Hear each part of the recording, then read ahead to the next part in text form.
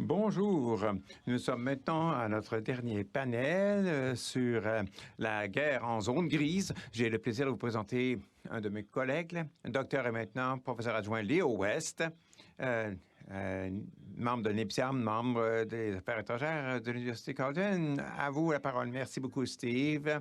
Je suis absolument ravi d'être ici pour ce panel intriguant, pour ce que je sais qui sera sûrement une discussion très intéressante. Trois excellents universitaires, en commençant par le Dr Marina Meron.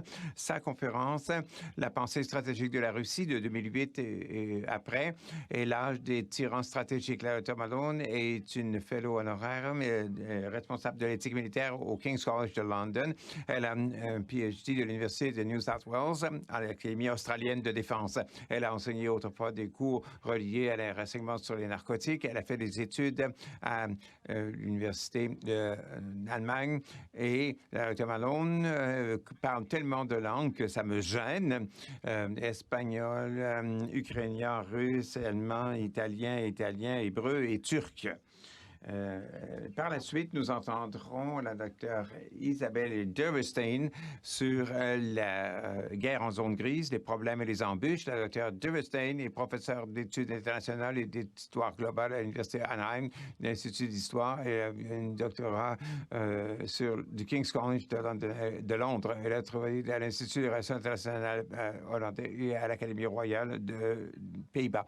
Elle va se concentrer sur ses recherches portent sur les politiques étrangères et le caractérisme. Et finalement, nous allons entendre le docteur Philippe Dufort sur l'idée de concevoir une doctrine stratégique canadienne, le cas de la défense d'une innovation conceptuelle. Le docteur Dufort est un professeur associé à l'Institut de l'Université Saint-Paul. Il a un doctorat du département de politique et d'études internationales à l'Université de Cambridge. Il est chercheur associé à l'École supérieure et aussi actif comme rédacteur associé de la Review of International Affairs de 2009 à 2013. Ses intérêts de recherche se concentrent sur les affaires militaires et stratégiques, l'innovation stratégique, le capitalisme et les études sur le post-capitalisme. Nous allons entendre chacun de nos trois présentateurs conférenciers, chacun à son tour. Chacun va présenter pendant environ 10 minutes. Si elle continue un petit peu plus, je ne les chasserai pas de l'écran. Et après cela, je prendrai des questions de l'auditoire et parce que je suis l'animatrice, si j'ai des questions, je vais poser mes propres questions. Mais je ne veux pas trop insister, mais je suis maintenant. On va aller de vous présenter le professeur Maron. Merci beaucoup de m'avoir invité. Alors, sans plus tarder, commençons par la pensée stratégique de la Russie de 2008 jusqu'à par la suite. D'abord, qu'est-ce que ça veut dire?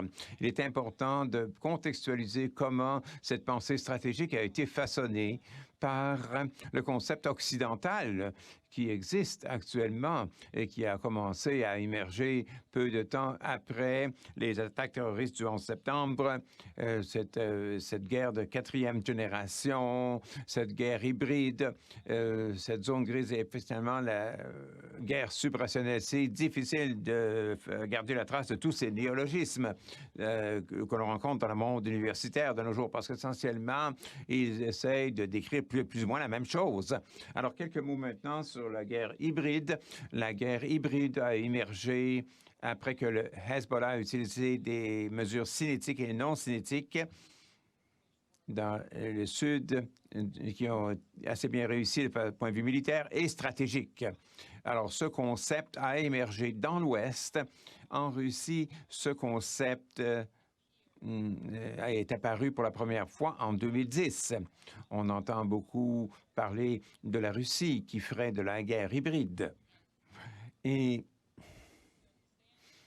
pour bien comprendre cela, on se concentre surtout sur la dimension militaire et sur les mesures non militaires, comme la guerre économique, la guerre cybernétique, la guerre de l'information, etc.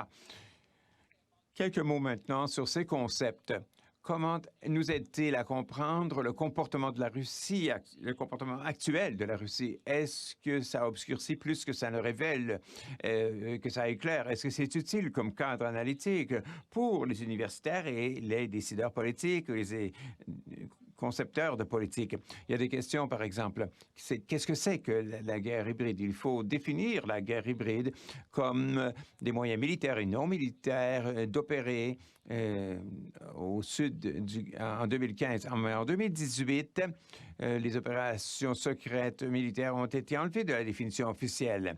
Les États-Unis, l'armée des États-Unis, son document de doctrine de 2018, par exemple, parle d'opérations multidomaines et ne parle pas de guerre hybride ou de guerre en zone grise.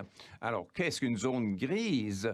Où est ce seuil où on va commencer à parler de cette zone grise et comment nous, en tant que l'Ouest, en tant que l'Occident, comment pouvons-nous contrer cela? Et essentiellement, on parle de modes spécifiques de guerre qui sont cinétiques ou non cinétiques. Et je vous lance ces réflexions tout en regardant le point de vue de la Russie et comment la Russie les perçoit et comment elle formule, la Russie, sa propre doctrine stratégique pour ce qui est de la façon dont elle va s'opposer à ce qu'elle pense que l'Occident fait. Donc, un peu de contexte ici. Je pense que c'est important ici de discuter le règne de Poutine de 1998 jusqu'à maintenant. Le pays était à zéro au niveau économique et militaire lorsque Poutine a pris le pouvoir. En 2000, au début des années 2000, la politique étrangère russe visait à former des relations avec des pays occidentaux dans l'espoir que la Russie, l'espoir que Poutine avait, c'est que la Russie pourrait bénéficier économiquement de ces relations et par conséquent rebâtir le pays et passer au-delà du paradigme de la guerre froide. Il voulait essentiellement montrer à l'Occident que la Russie de l'année 2000 n'était pas la Russie de l'Union soviétique. Et l'Ouest n'avait pas à être gelé. L'Ouest et la Russie pouvaient avoir des intérêts communs. Cependant, en même temps, dans les cercles militaires, il y a différentes choses qui ont émergé, différentes interprétations et paradigmes, comme la génération des 6 générations qui prédisaient que la guerre serait sans contact dans une très grande proportion. Et pour cela, la Russie aurait besoin d'un bon appareil militaire. D'un autre côté, il y avait des scientifiques géopolitiques comme celui qui avait plus d'influence, Alexandre Dugin, qui en est arrivé avec l'idée que la Russie ne devrait pas chercher des amis dans l'Ouest. Plutôt, la Russie devait se tourner vers l'Est et vers l'Asie, surtout tout l'espace soviétique et l'Inde, le Moyen-Orient. Et c'est là où la Russie devrait chercher des alliés pour contrebalancer l'OTAN. À cette époque, la Russie n'était pas prête à suivre ce plan. Mais plus tard, les étapes subséquentes, comme nous allons voir, dans une très courte période de temps, la Russie a vraiment essayé de faire cela et essaie encore de faire cela. Et en 2018, l'expérience de la Russie en Géorgie et sa défaite militaire a démontré que son armée ne serait pas une dissuasion pour l'Occident. Et c'est là où la Russie a décidé qu'elle avait besoin de moderniser son armée et de créer une nouvelle doctrine. À ce moment-là, pendant cette époque, les tensions entre l'OTAN et la Russie se sont intensifiées, ont escaladé avec la révolution des couleurs que la Russie a ignorée parce qu'elle ne pouvait pas vraiment intervenir, parce qu'elle n'avait pas les moyens d'intervenir en Géorgie ou dans le Sud, avec ces révolutions de couleur en Ukraine, ne pouvait pas intervenir. Tout cela, d'un point de vue géographique, tout cela a été considéré comme la cour arrière de la Russie et un ancien espace soviétique. Cependant, la Russie essayait toujours de rebâtir son appareil militaire et de rebâtir son économie pour devenir plus efficace afin de soutenir une guerre possible et se prouver comme étant un joueur mondial. Et les choses intéressantes vont se produire après 2008, lorsque la Russie a changé sa doctrine militaire.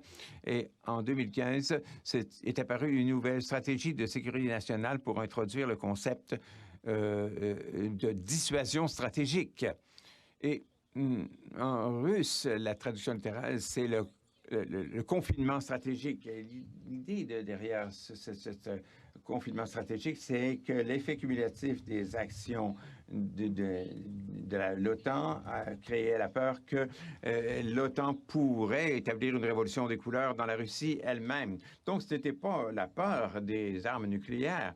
Donc, c'est c'est l'endiguement. Alors, c'est un système d'endiguement, de mesures de dissuasion non stratégiques qui comprenaient de l'information, des mesures économiques, des mesures militaires et diplomatiques. Essentiellement, si on regarde ce système de dissuasion ou d'endiguement stratégique non nucléaire, du point de vue russe, ce qu'ils ont créé, c'est une façon de soutenir la pression provenant de l'OTAN, provenant de l'expansion de l'OTAN vers l'Est, et une façon de défendre à la fois la sécurité intérieure de la Russie et celle des États voisins aussi. Parce que, puisque comme les actions de la Russie l'ont montré, aussi bien en Ukraine qu'en Crimée, qu'en Syrie, en Libye et au Nagorno-Karabakh, on voit que la Russie considère encore ces espaces comme des espaces d'intérêt russe. Et on peut prétendre aussi que, par exemple, dans le cas de la Syrie, par exemple, la Russie réclame que le résultat, l'issue de la guerre en Syrie a une influence directe sur la sécurité intérieure de la Russie. Alors, les mesures contenues dans cette doctrine de dissuasion stratégique ou d'endiguement stratégique que la Russie prône comme défense contre l'Occident, c'est une doctrine d'État normale. Il n'y a rien d'hybride dans tout cela. Mais la Russie comprend que son armée n'est pas égale du tout aux armées de l'OTAN. Alors, toute confrontation, à moins que des armes nucléaires ne soient utilisées, se résulterait en une défaite pour la Russie. Donc, la Russie cherche à déstabiliser l'Occident sans utiliser la force militaire, donc par des cyberattaques, par une guerre de l'information et par l'utilisation d'organisations paramilitaires dans des États voisins et dans ces contracteurs privés militaires à l'intérieur. Si on regarde la définition, la guerre hybride pourrait s'appliquer également au cas de l'Ukraine, où la Russie a utilisé ses capacités pour créer une ambiguïté stratégique. En faisant cela, l'Ouest ne pouvait pas formuler une réponse efficace parce que la stratégie était basée sur une opposition. Si vous n'avez pas d'adversaire, vous ne pouvez pas formuler une contre-stratégie. Cependant, en Syrie, l'appareil militaire russe a été utilisé, et particulièrement la force aérienne russe, mais aussi les troupes au sol, pour gagner de l'expérience dans ce nouvel environnement opérationnel. Alors, ce que la Russie essaie de faire ici, c'est exactement ce que j'ai dit au début, tel que dicté par la doctrine de Dugin, par son intrigue géopolitique pour se gagner des alliés dans tous ces pays avec lesquels l'ancienne Union soviétique avait des relations amicales pendant la guerre froide. Et la même chose se produit actuellement dans le Nagorno-Karabakh, où la Russie est intervenue parce qu'elle ne veut pas laisser la Turquie contrôler la région du Caucase. Et cela m'amène au prochain point. Ce que la Russie fait, c'est de fonctionner au niveau de stratégie au sol.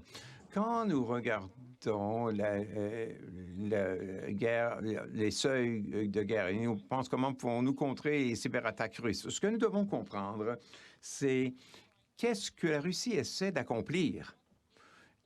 Quel est le problème principal qu'ils ont avec l'Occident et quelle stratégie est-elle en train d'utiliser?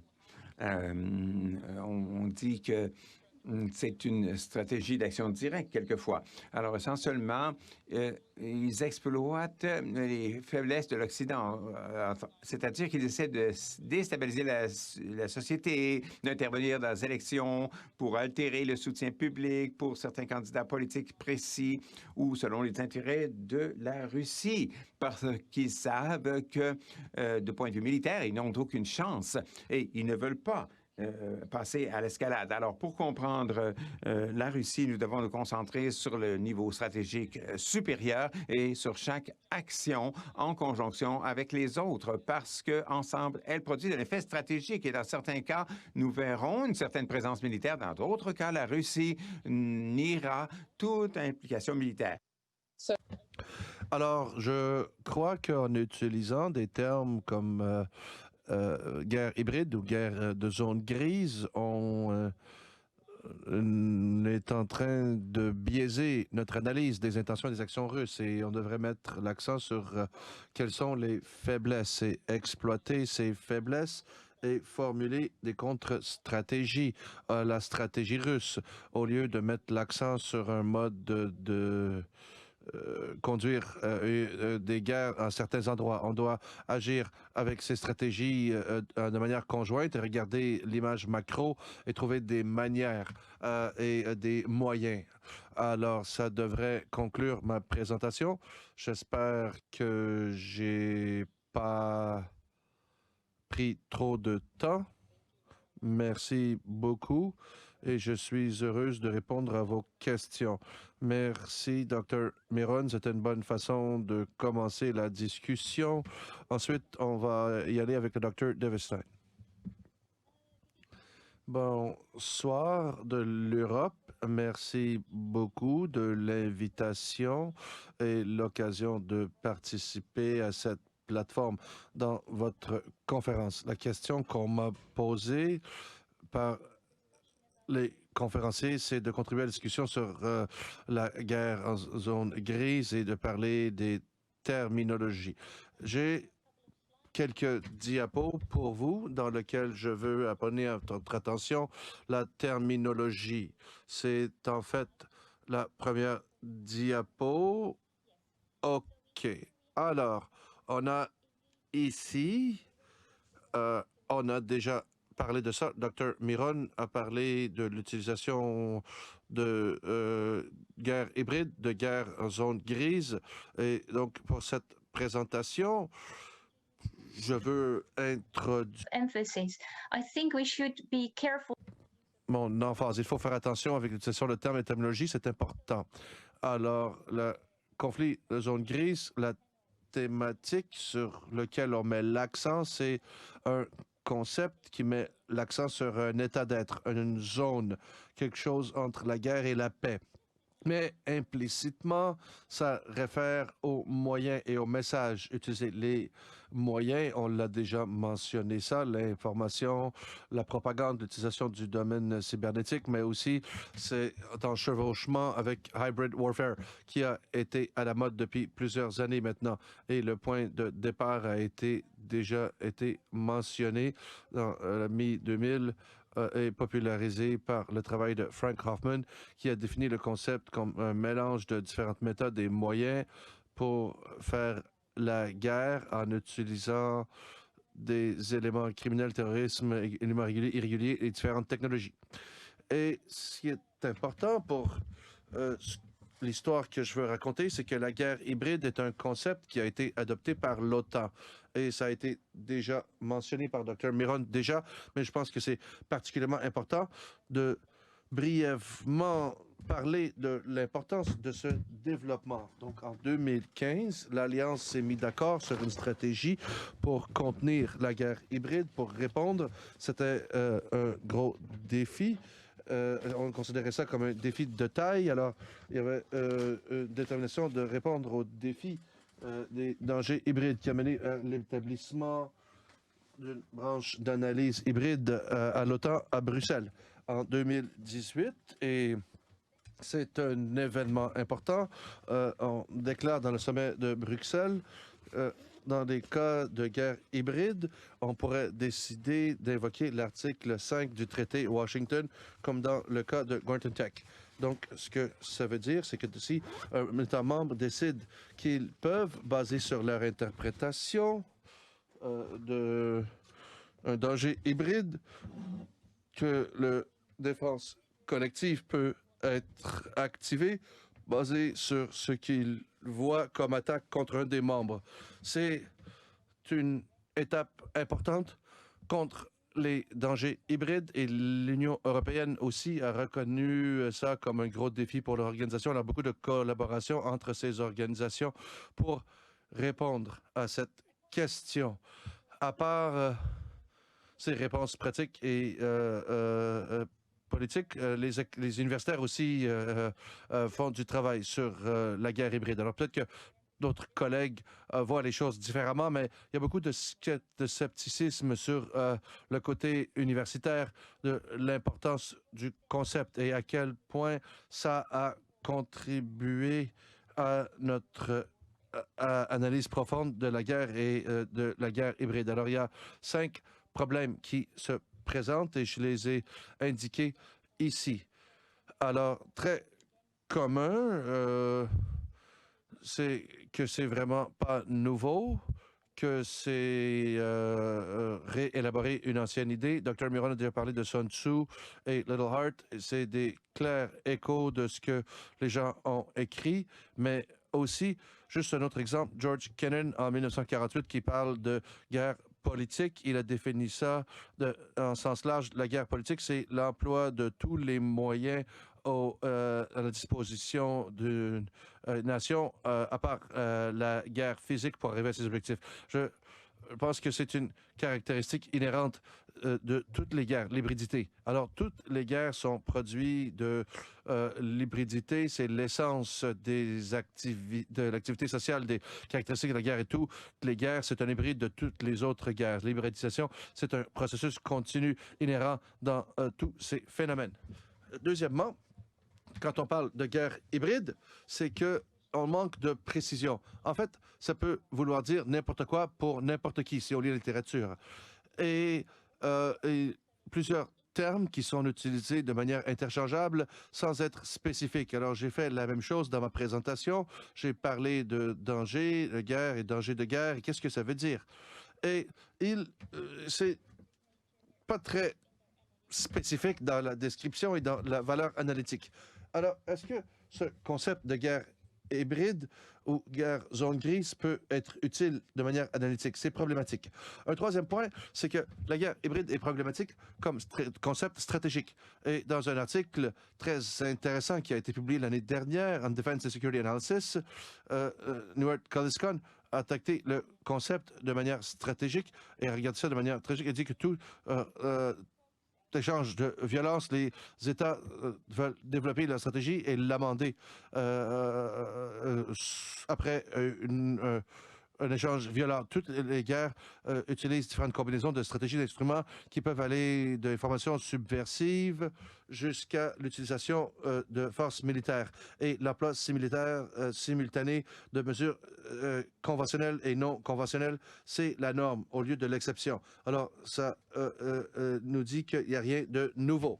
Quatrièmement, c'est une pensée occidentale. On regarde l'historique du concept et l'émergence dans le débat. C'est clair que ça a été créé et avancé par la pensée occidentale. La discussion autour de la doctrine Gerasimov est un exemple de ça. Je suis surpris que Dr. Miron ne l'a pas mentionné, mais c'est une question de comment on interprète d'autres basées sur notre cadre idéologique. Cette idée de guerre idéologique, c'est binaire,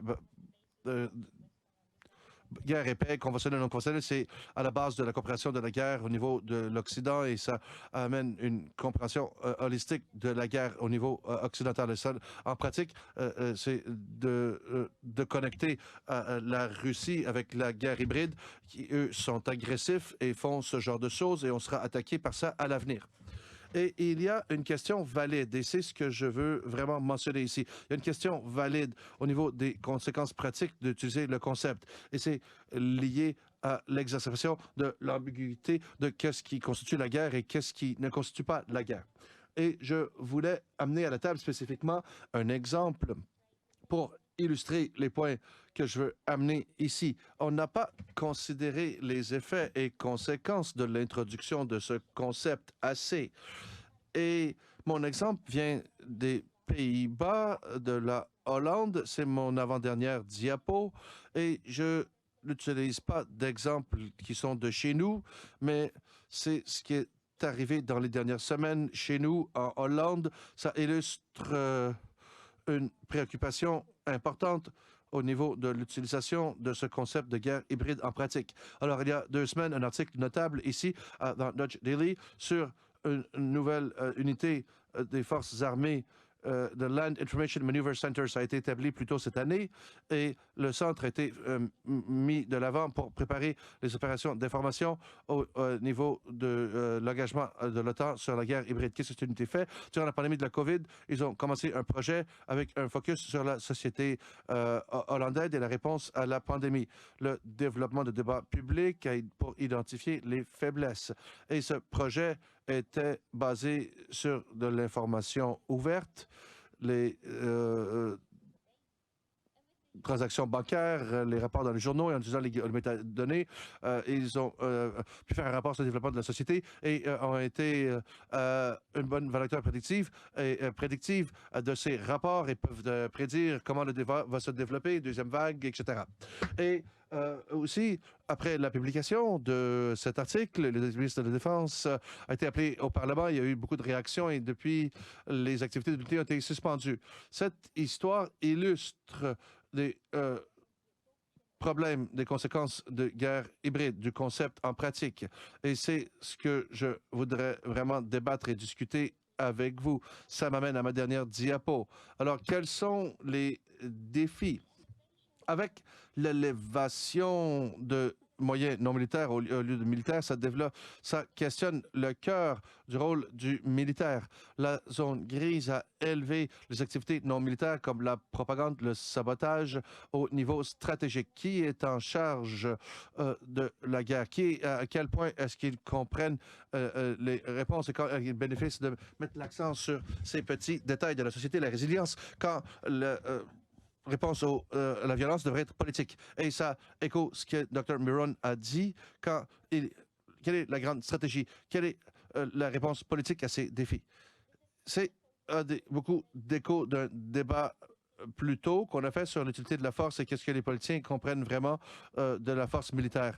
Qui est l'armée? C'est quoi le militaire? L'autre défi, quel est le rôle des forces armées dans la société? Basé sur la Constitution, peux dire au Canada, dans les Pays-Bas, on a une Constitution dans laquelle c'est stipulé que les forces armées sont là pour protéger les intérêts du royaume, du pays. Est-ce que c'est nécessaire pour la protection dans cette perspective pour les forces armées d'espionner la société? Parce que c'est de ça dont il s'agissait. C'est une source de conspiration.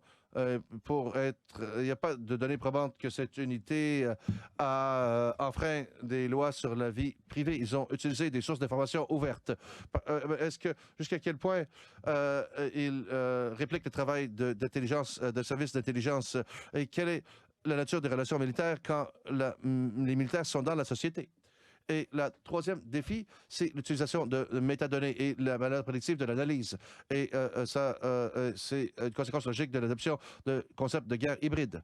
Et c'est, je pense, vraiment une question éthique et déontologique. Si le militaire enquête sur la société et trouve des problèmes, le répertoire d'action est au-delà de la force militaire. Il faudrait qu'il aille voir d'autres groupes pour agir et réinterprétation des relations militaires civiles, une réinterprétation des relations serait nécessaire. Et l'autre partie, c'est le défi académique. Notre station de prendre l'hybride plus au sérieux, surtout dans ces études avec lesquelles on est très familier en reconnaissance et reconsidération de ce concept. Merci pour votre attention et votre temps. J'espère que je n'ai pas pris trop de temps.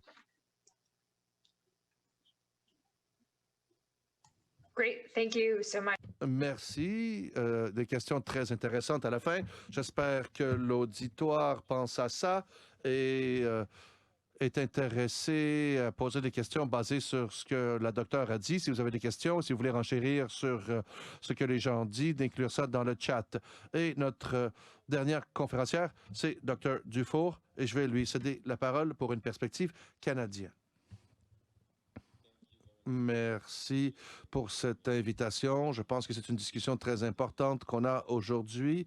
J'étais invité à parler de l'adaptation canadienne aux méthodes de zone grise. Quand on parle de guerre, je veux aussi parler des influences malignes russes au Canada. Alors, si j'entre dans le sujet, dans les années récentes, on a vu une cascade de révélations au niveau d'efforts russes pour perturber la démocratie en Occident. On a parlé de ça dans les forces armées canadiennes aussi. Les gouvernements occidentaux comprennent le danger de cyberinformation russe et ça peut affecter la politique domestique. Et l'appui pour Trump en 2016 au niveau de son élection, c'est certainement quelque chose qui a forcé les agences de sécurité occidentales de prendre la collaboration d'information au sérieux et de rattraper la Russie. On a depuis vu une multiplication de doctrines et un cycle de innovation conceptuelle militaire. Alors, c'est d'adapter sa doctrine pour faire face aux défis stratégiques reliés à la guerre d'information. Le résultat serait davantage intéressant.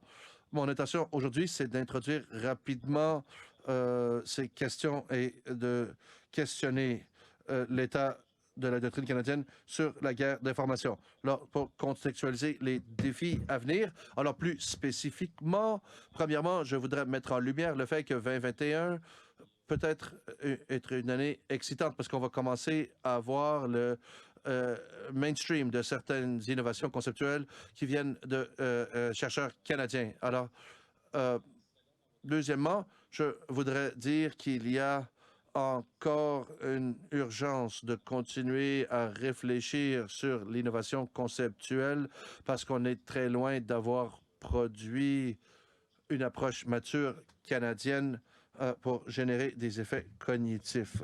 Alors, commençons par regarder ce que je crois l'innovation conceptuelle militaire la plus importante dans le 20e siècle. Ça s'appelle le Pan-Domain Force Employment Concept, ou PFACT. C'est essentiellement l'importation et adaptation de la stratégie américaine d'intégration de tout domaine de guerre. Et notre lieutenant général Mike Rouleau, ancien commandant de l'opération conjointe canadienne et maintenant RCDS, le vice-chef de la Défense, était instrumental à donner ce processus une nature innovatrice. Alors, 2019, comment on se bat à l'initiative, celle qui a donné lieu à la création de PFEC? Il a décidé de mettre l'information comme 6e domaine de la doctrine canadienne de terre, mer, air, cyber et information. Par-dessus tout ça. Alors, quand on veut parler de protection, c'est un peu technique, mais il a produit un autre document, Joint Information Operations Force Employment Concept, alors spécifiquement sur l'information, et ils ont produit ça, et Rouleau a décidé de centrer toute son attention sur le Information Warfare, la guerre d'information, comme le PFEC Central a dit. Alors, c'est la clé d'intégrer tous les engagements de force à l'avenir. Alors, nous avons été réactifs dans l'information. Et pour la suite des choses, les forces armées vont prendre une approche délibérée à l'information, utiliser toutes les informations reliées à nos capacités reliées à l'information pour arriver à nos fins militaires. C'est le changement conceptuel important depuis l'armée canadienne depuis des décennies. Et nous allons voir cette année si l'institution va métaboliser toutes les implications ou va seulement rejeter cette transplantation.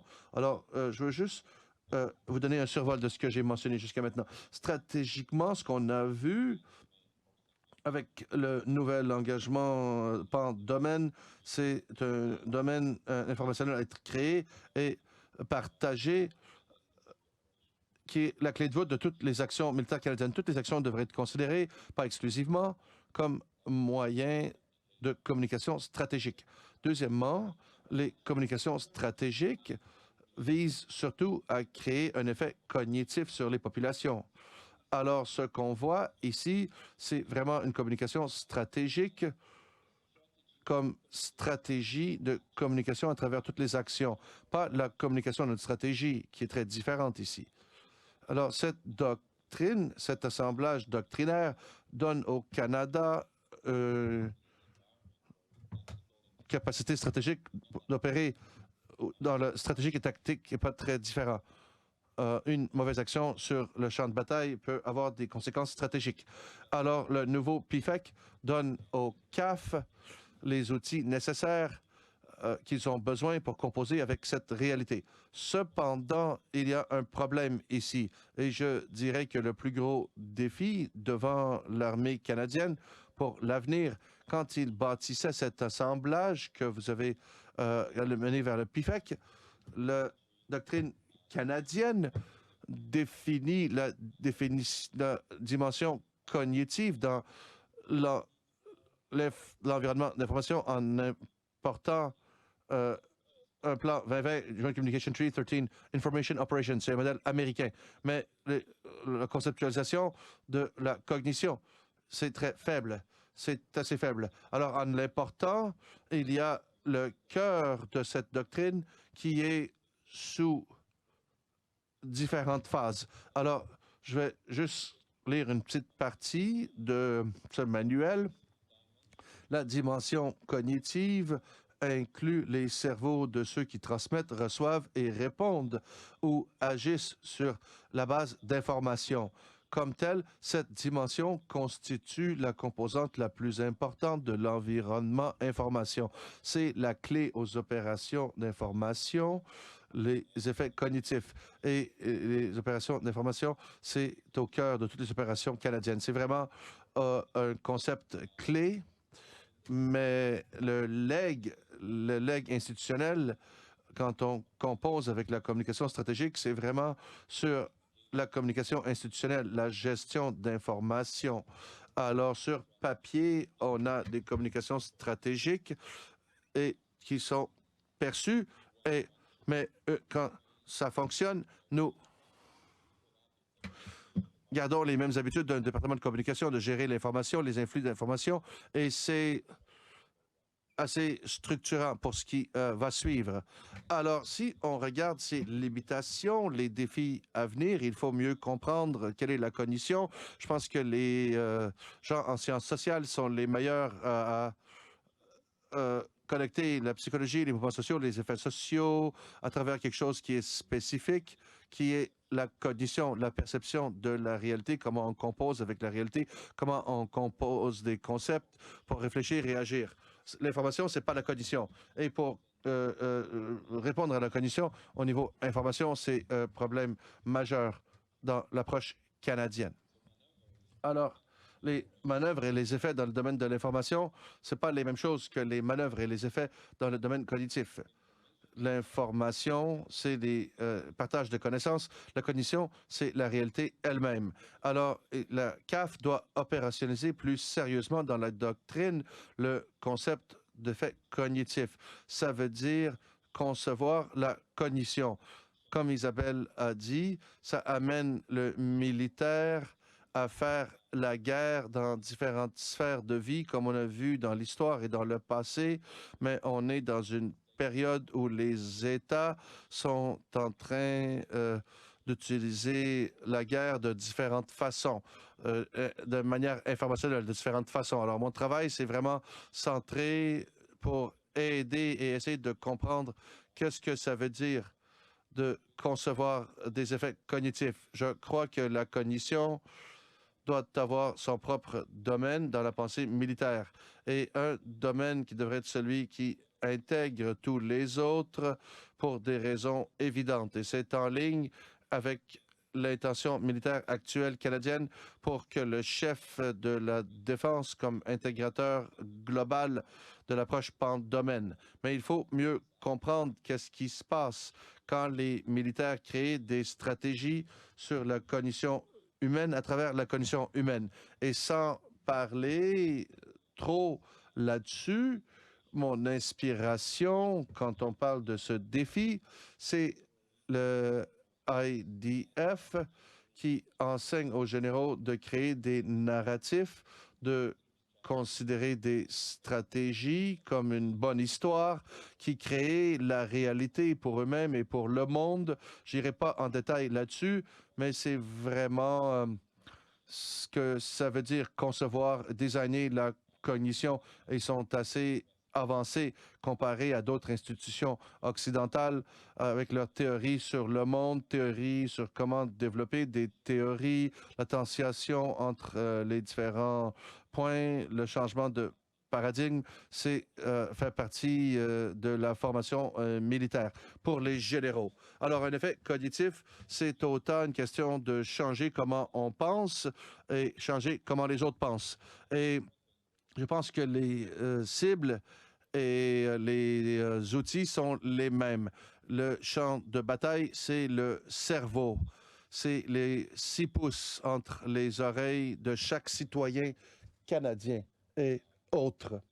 Et donc, qu'est-ce que ça veut dire un effet cognitif en termes de l'ontologie collective de la réalité et la compréhension récursive de la compréhension intégrée de tous les domaines d'action.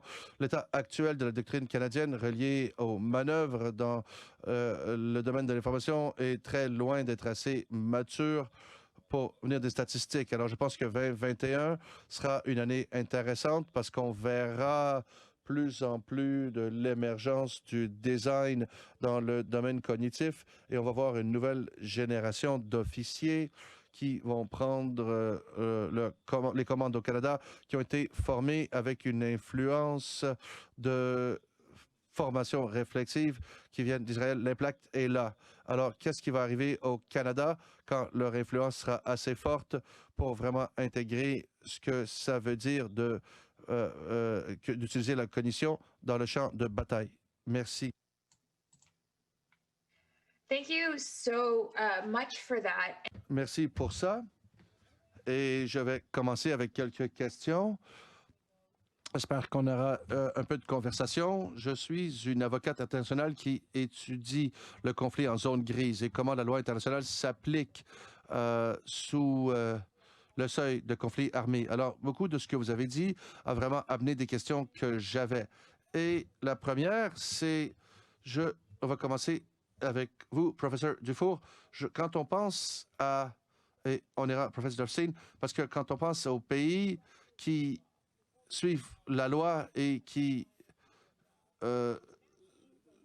suivent les normes internationales et les droits de la personne internationale, les principes généraux de loi internationale. Ce qui est vraiment intéressant quand on parle de zone grise, de conflit en zone grise, et que si on ne veut pas utiliser le terme conflit qui a lieu à l'extérieur du champ de bataille, et dans le sens que ça opère dans d'autres domaines, c'est transnational, typiquement.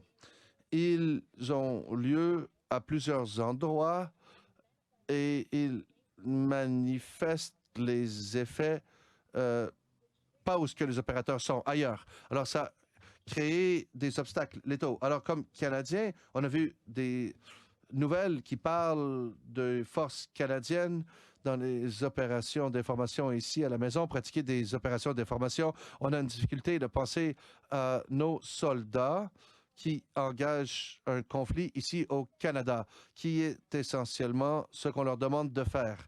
Et donc, comment est-ce qu'on peut faire en sorte que les Canadiens acceptent, ou est-ce qu'on devrait demander aux Canadiens d'accepter que le conflit moderne stratégique, demande que les Canadiens, en sol canadien ou en Espagne ou ailleurs, participent au conflit de l'intérieur de leur territoire, mais ayant un effet ailleurs?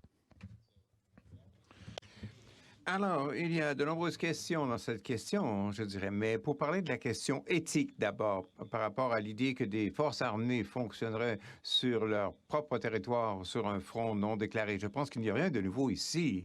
Parce que c'est pas un mystère que la défense est toujours impliquée dans la propagande, a toujours essayé d'utiliser ses ressources pour essayer de stimuler l'appui à leurs engagements à l'étranger, etc., etc. Je pense que ce qui est particulier ici, et ce qui est relié à cette dimension transnationale du contexte actuel, c'est que c'est un retour à la guerre politique, mais c'est boosté par les moyens que nous avons dans cette ère numérique. Nous voyons des acteurs un peu partout dans le monde qui peuvent influencer les processus politiques chez nous, c'est-à-dire au Canada. Et nous, le Canada, il réagit, et le Canada essaie de se défendre, essaie de comprendre comment les Canadiens devraient faire cela. Et ils le font déjà depuis quelques années, depuis 4 ans, je crois, je dirais. On voit que cette action est assez intense de ce côté. Alors, si on prend seulement un exemple, les forces canadiennes, les forces armées canadiennes ont développé une initiative qui est Gradient Ascent, c'est-à-dire que il s'agit d'une initiative clé pour utiliser les mégadonnées, le big data, la numérisation, les analytiques de données pour comprendre qu'est-ce qui se passe dans l'esprit des Canadiens et pour être aussi capable d'apporter de l'information à l'étranger, dans d'autres pays. Ça a passé dans les médias il y a un mois et c'était un petit peu un mauvais événement pour le ministère de la Défense. Le premier ministre, le ministre de la Défense et le CDS ont été obligés de faire un commentaire là-dessus, mais ils sont là-dedans depuis des années déjà, et chaque fois que la population en prend conscience, ça crée un problème.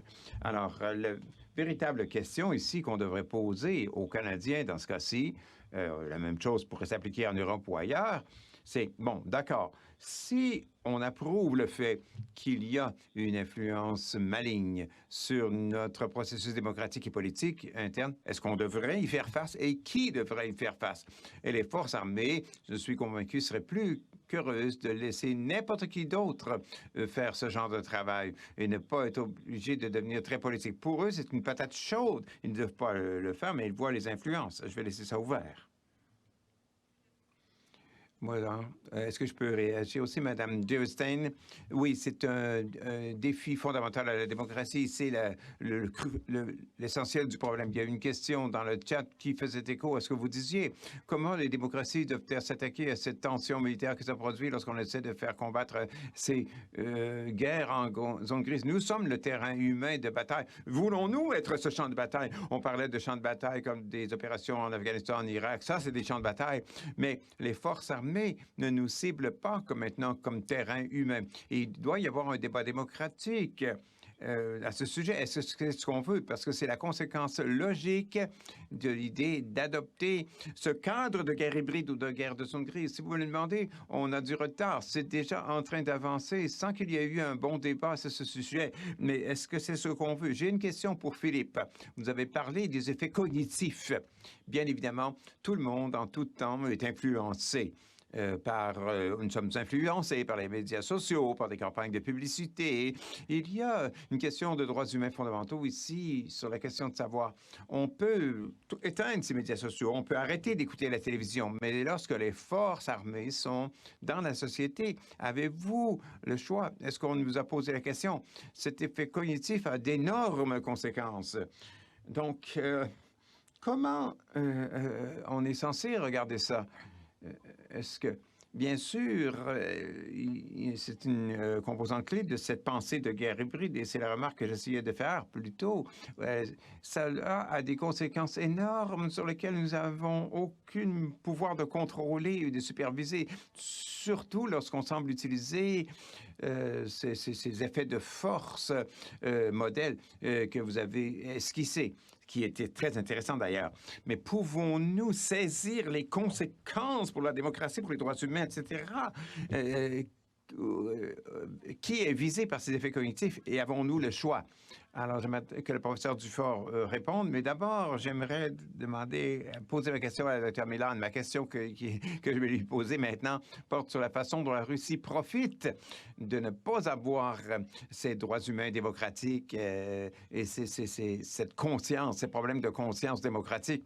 Et est-ce que, par conséquent, ils vont toujours continuer de nous attaquer? Mais professeur Dufort veut y réagir. Je vais réagir. Je réponds brièvement à ceci en disant que je dirais que ce n'est pas quelque chose de nouveau, mais c'est quelque chose qui est nouveau pour nous. Je ne pense pas qu'il y a aucun changement dans la façon dont l'appareil militaire fonctionne pour ce qui est de la propagande, pour les opérations d'influence, s'ils le font sur des Afghans ou s'ils le font sur des citoyens britanniques. La seule chose à quoi on n'est pas très habitué, on n'est pas habitué d'être de l'autre côté de la barre. De mon côté, ce ne sont pas les forces armées qui devraient être ceux qui débattent de ces questions. Ce sont les leaders politiques et on accepte cela, la population accepte cela depuis des années. Et maintenant qu'on voit la Russie, la Chine qui utilisent ces mêmes armes contre notre population, maintenant, c'est mal. Bien sûr, c'est mal. C'est fondamentalement antidémocratique. Bien sûr, c'est mal de manipuler les gens, même si nous le faisons avec toutes sortes de propagande entre nous. Mais ça, c'est une autre question. Mais la réponse que j'aimerais vous donner ici, c'est que avant d'étudier seulement ce que pensent les militaires sur la façon de faire un travail efficace pour prévenir les influences malignes, mal intentionnées, et pour utiliser ce genre d'influence, si on leur demande de le faire, si leur patron politique leur demande de le faire, et là, ça devient une question pratique.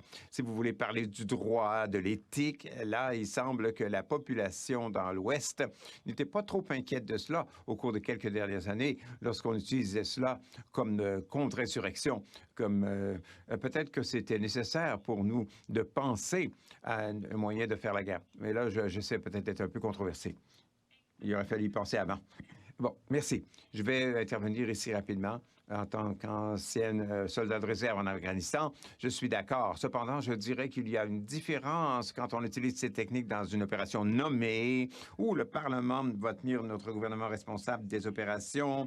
Nous comprenons les paramètres de ces opérations, mais c'est très différent quand on commence à parler d'opérations à l'intérieur de la Russie ou à l'intérieur du Caucase, où on n'a pas les moyens d'avoir une opération militaire. Et là, se crée une certaine différence. Mais maintenant, je vais passer la parole à un professeur Milan. Merci beaucoup. Je pense que la Russie, dans ce sens, a un avantage. Comme nous le savons tous, l'Union soviétique était assez sophistiquée dans sa machine de propagande. Et dans les années 70, je pense qu'il y a eu une théorie développée par les Russes, ce contrôle réflexif, cette théorie du contrôle réflexif qui a été traduit, un livre qui a été traduit en anglais. Essentiellement en utilisant de l'information dans une situation spécifique où le sujet n'est pas conscient qu'il est manipulé et porté à agir d'une façon spécifique. Et ça se fait de la façon la plus facile en manipulant l'information.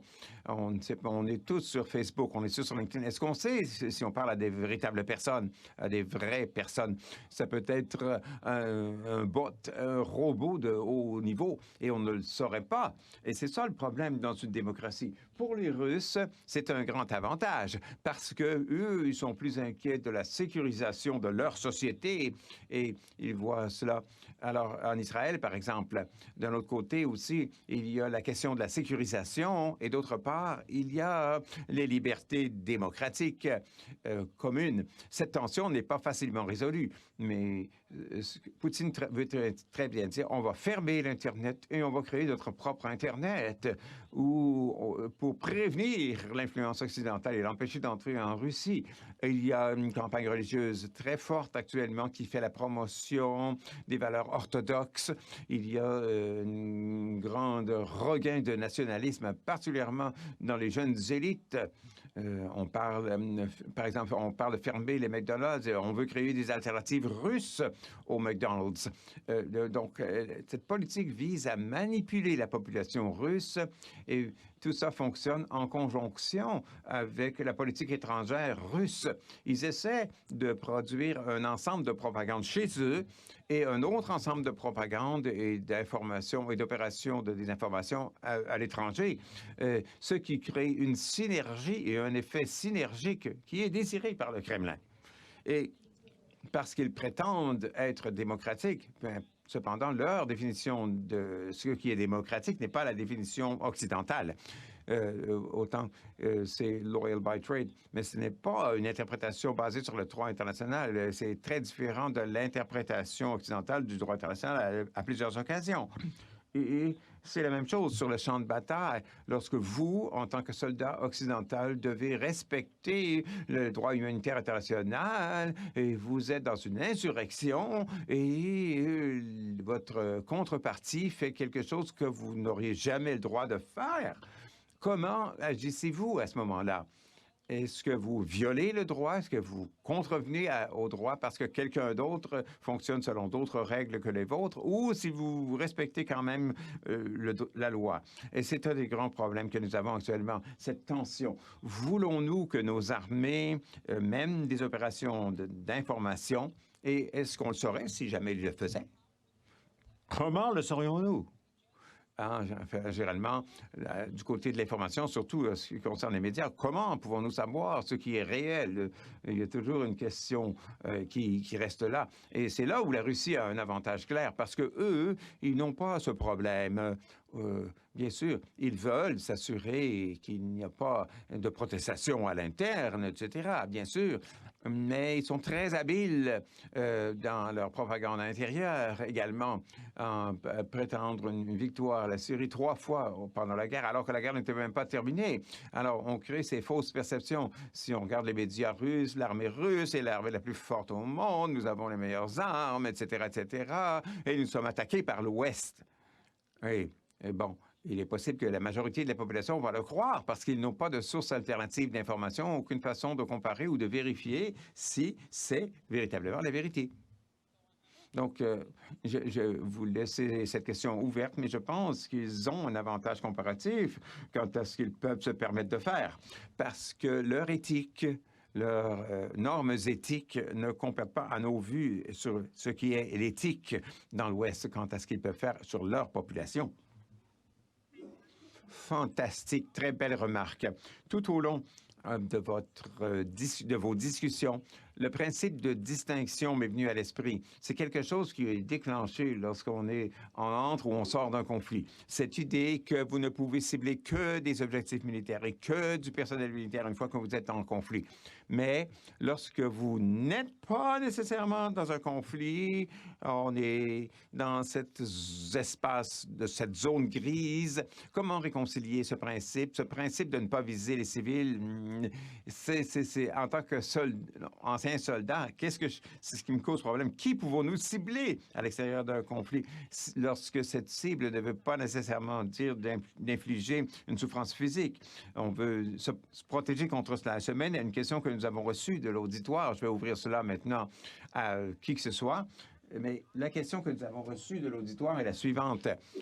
Les lignes de conduite sur la lutte contre les menaces de façon hybride et l'utilisation de guerres hybrides vont-elles altérer ce qui constitue la guerre et comment mener la guerre?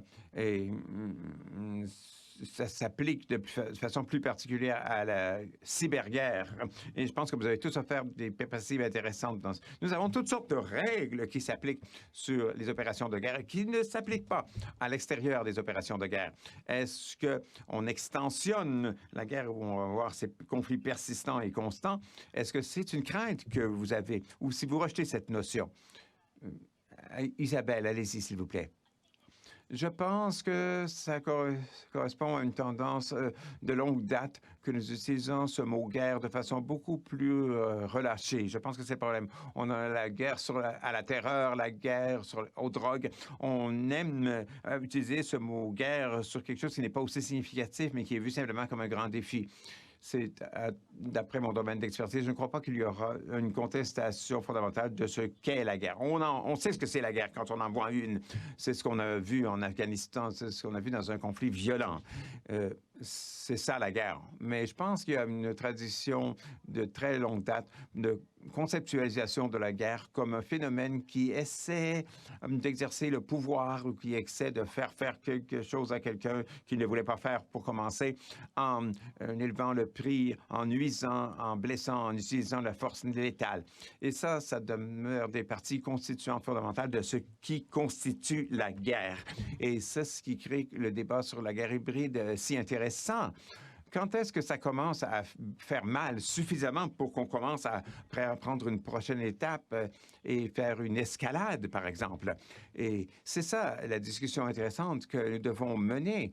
Par exemple, dans la pratique, je ne pense pas que les éléments constitutifs de la guerre sont soumis à des changements, mais on devrait faire très attention avec les termes et la terminologie que nous utilisons.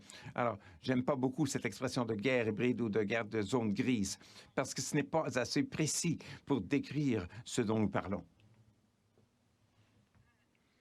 Professeur Milan et ensuite professeur Dufort.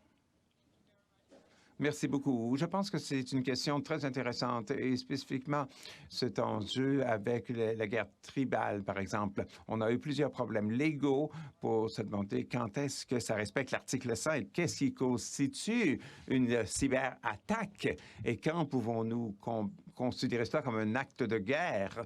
Et un des principaux problèmes, c'est que souvent, on confond guerre et opération de guerre et on utilise les termes de façon interchangeable. Et ça, c'est problématique en soi.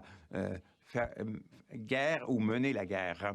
Si vous utilisez des outils cybernétiques, des outils informatiques pour prendre le contrôle et la commande d'un adversaire, d'un État adversaire dans le cadre d'un conflit qui a lieu, ça, c'est différent d'un hacker ou d'un pirate informatique qui utilise un verre informatique pour aller voler des données précises lorsque deux États ne sont pas en guerre. Comment, je pense qu'on a un problème de définition. Qu'est-ce qui constitue un véritable cyberattaque? Et est-ce que ça fait partie d'une opération de guerre cybernétique? Est-ce que c'est isolé? Comment on le définit? Et plus important, comment est-ce qu'on répond? Comment est-ce qu'on réagit? Est-ce qu'on lance notre propre cyberattaque dans ce cadre de guerre hybride? Ou comme le professeur Einstein l'a impliqué, ça devient un terme très problématique, comme on dit, cette guerre hybride, ce terme de guerre hybride. Comment réagissons-nous à cela? Essentiellement, je pense que ça dépend du cas par cas, de façon générale.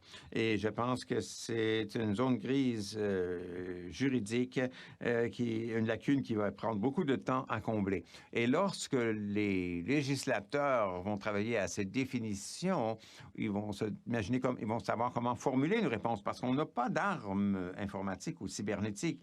On n'a pas de cyberarmes. Les États qui le font peuvent utiliser une négabilité plausible. On peut attribuer ça à des hackers isolés et on explore ce créneau. Alors, d'un point de vue légal, parce qu'ils savent exactement qu'il n'y aura pas de réponse, il n'y aura pas de consensus sur la façon de répondre à des harcèlements sur l'Internet ou des choses de ce genre. Merci.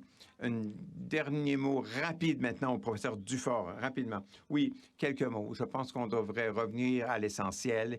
Et si des guerriers universitaires écoutent actuellement, j'aimerais partir des commentaires d'Isabelle lorsqu'elle a mentionné que le caractère hybride, c'est l'essence de la guerre. Oui, absolument.